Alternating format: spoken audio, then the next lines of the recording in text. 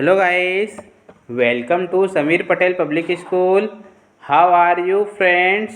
Today we see chapter 12 of 9th class Social Science, Democracy. Watch the video from start to end. If you like the video then please like and share. आइए हम chapter 12 democracy का solution कर लेते हैं। ठीक है, इसमें हम देखते हैं चूज द करेक्ट आंसर। ठीक है, फर्स्ट क्वेश्चन दिया गया है, which of the following is not a characteristic of a democracy. निम्नलिखित में से कौन लोकतंत्र की विशेषता नहीं है? इनमें से कौन लोकतंत्र की विशेषता नहीं है? ए नंबर पे दिया गया है government of elected representatives. Second number पे दिया गया respected of rights. C number पे दिया गया centralisation of power in the hands of one person, free and imperial election. तो इसका राइट आंसर आ जाएगा centralisation of power in the hands of one person, means एक व्यक्ति के हाथों में सत्ता का केंद्रीकरण। ठीक है, एक व्यक्ति के हाथों में सत्ता का केंद्रीकरण। ठीक है, नेक्स्ट क्वेश्चन देखते हैं, question number 2, which is the democratic concept. लोकतांत्रिक अवधारणा कौन सी है? लोकतांत्रिक अवधारणा कौन सी है? ए नंबर पे दिया गया फ्रीडम, बी पे दिया गया एक्सप्लॉयटेशन, सी नंबर पे दिया गया है इनक्वालिटी, इंडिविजुअलिज्म। मीन्स इसका राइट आंसर आ जाएगा फ्रीडम। फ्रीडम मीन्स होता है स्वतंत्रता। ठीक है, लोकतांत्रिक अवधारणा स्वतंत्रता की है। ठीक है, नेक्स्ट क्वेश्चन देखते हैं, question number 3, which one of the following is not a demerit of democracy. निम्नलिखित में से कौन लोकतंत्र का दोष नहीं है? इनमें से कौन लोकतंत्र का दोष नहीं है? ए नंबर पे दिया गया है waste of public time and money, सार्वजनिक समय और धन की बर्बादी। ठीक है, waste of public time and money, सार्वजनिक समय और धन की बर्बादी। बी नंबर पे दिया गया है डोमिनेंस ऑफ द वेल्थी, अमीरों का प्रभुत्व। नेक्स्ट देखते हैं पार्टनरशिप मीन्स पक्षपात, पब्लिक वेलफेयर मीन्स होता है लोक कल्याण। तो इसका राइट आंसर आ जाएगा बी वाला। ठीक है, dominance of the wealthy means अमीरों का प्रभुत्व। ठीक है, नेक्स्ट क्वेश्चन देखते हैं, question number 4, democracy is a rule of the people by the people for the people.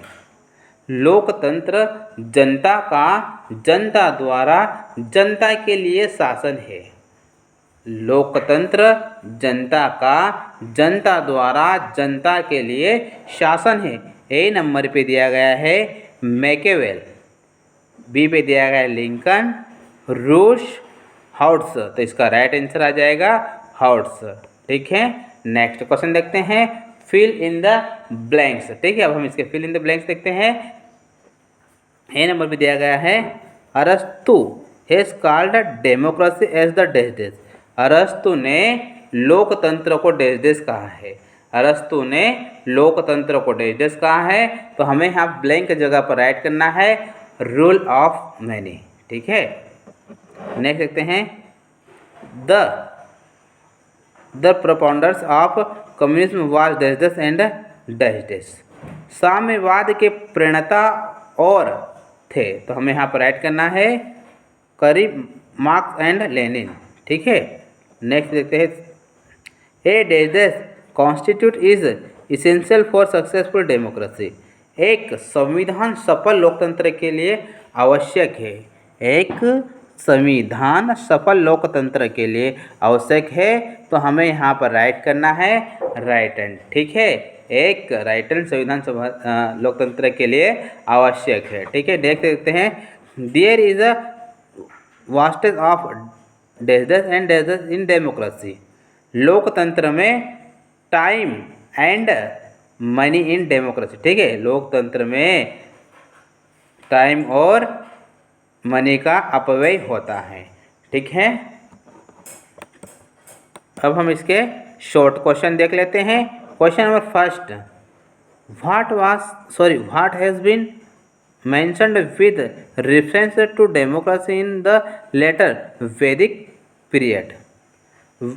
उत्तर वैदिक काल में लोकतंत्र के संदर्भ में क्या उल्लेख किया गया है? क्वेश्चन को ठीक से समझिएगा।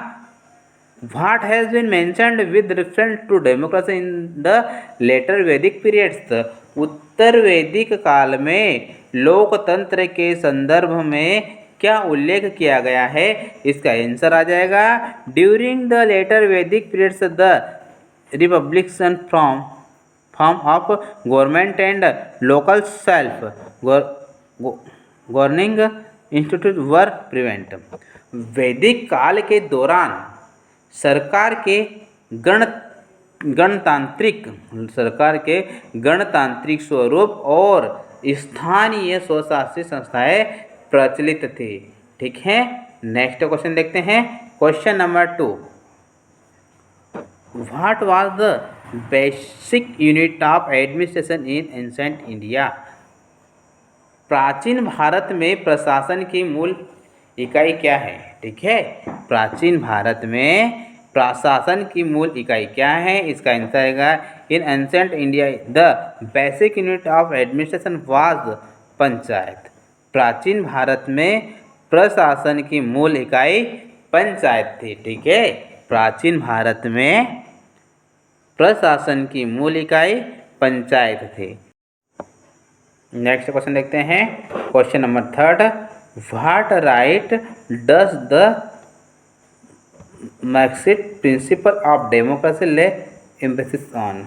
लोकतंत्र का मार्क्सवादी सिद्धांत किस अधिकार पर जोर देता है? इसका आंसर आ जाएगा, the Marxist principle believe that the political power must be rested in the hands of the entire society, but for this it is important that the economic power should be rested in the hands of the entire society.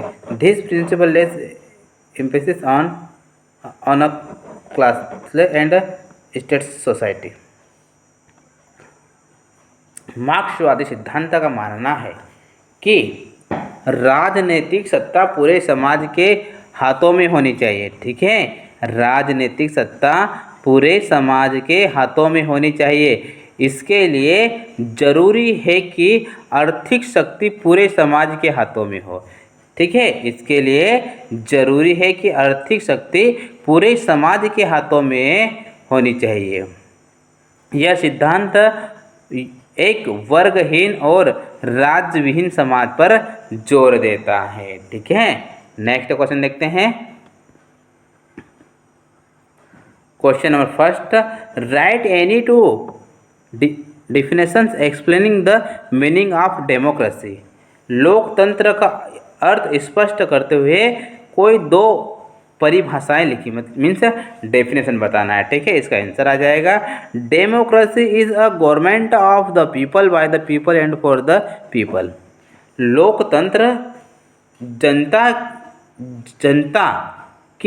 द्वारा जनता के लिए सरकार है।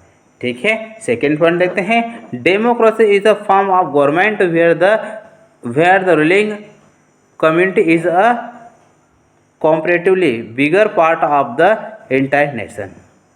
लोकतंत्र सरकार का एक रूप है। लोकतंत्र सरकार का एक रूप है जहां सत्तारूढ़ समुदाय पूरे देश का तुलनात्मक रूप से बड़ा हिस्सा है। ठीक है, नेक्स्ट क्वेश्चन देखते हैं। Question number 3, what do you understand by indirect और रिप्रेजेंटेटिव डेमोक्रेसी? अप्रत्यक्ष या प्रतिनिधि लोकतंत्र से आप क्या समझते हैं? अप्रत्यक्ष या प्रतिनिधि लोकतंत्र से आप क्या समझते हैं? इसका आंसर देख लेते हैं। When the people participate in the making of law and controlling the working of administrations through the elected representatives, it is called indirect democracy. In present in times, indirect democracy is practiced. जब जनता निर्वाचित प्रतिनिधियों के माध्यम से कानून बनाने और प्रशासन के कामकाज को नियंत्रित मीन्स कंट्रोल करने में भाग लेती हैं तो इसे अप्रत्यक्ष लोकतंत्र कहा जाता है। ठीक है, तो इसे अप्रत्यक्ष लोकतंत्र कहा जाता है। ठीक है, वर्तमान समय में अप्रत्यक्ष लोकतंत्र प्रचलित है। ठीक है, वर्तमान में अप्रत्यक्ष लोकतंत्र प्रचलित है। In this the people choose their representative for a defined period who form the legislature and make the laws. In these systems the wishes of the people are expressed through the elected representatives. इसमें जनता एक निश्चित अवधि के लिए अपने प्रतिनिधि चुनती हैं जो विधायक बनाते हैं और कानून बनाते हैं। इस प्रणाली में निर्वाचित प्रतिनिधियों के माध्यम से लोगों की इच्छा को व्यक्त किया जाता है। ठीक है, इसमें लोगों की इच्छा को व्यक्त किया जाता है। ठीक है।